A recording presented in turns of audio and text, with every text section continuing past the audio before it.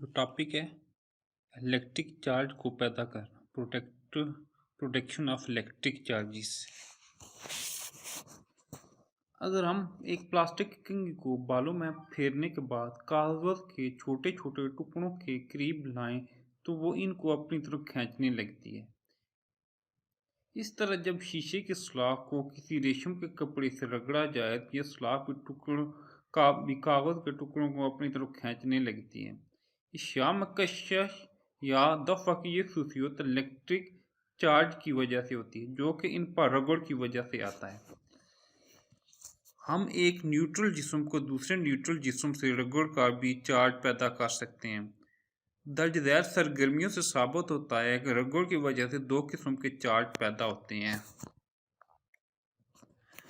सरगर्मी 13.1 प्लास्टो की एक सलाख लें, इसे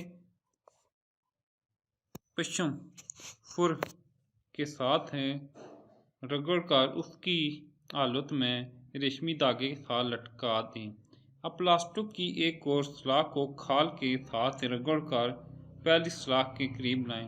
आप देखेंगे कि ये एक दूसरे को दफा करती हैं। इससे ये नतीजा होता है कि रगड़ की वजह से दोनों सलाखों में चार्ज पैदा हो जाता है।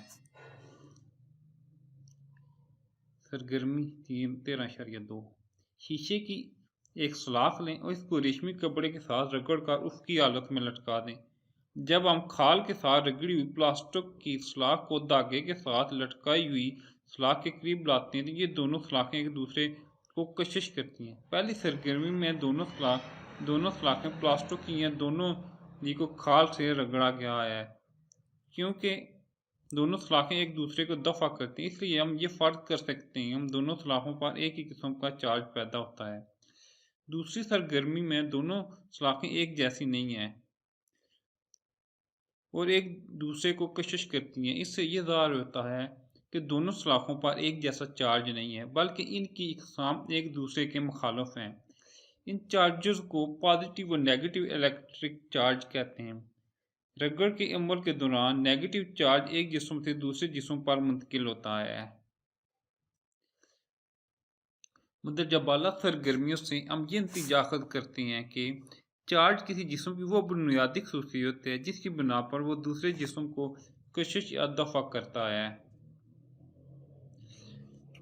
मुख्तलिफ इजसाम पर रगड़ की वजह से दो तरह का चार्ज पैदा होता है। एक जैसे चार्जेस में हमेशा एक दूसरे को दफा करते हैं, मुखालिफ चार्जेस हमेशा एक दूसरे को कशिश करते हैं। दफा करने की खसूसियत किसी जिस्म पर चार्ज की मौजूदगी को ज़ाहिर करती है।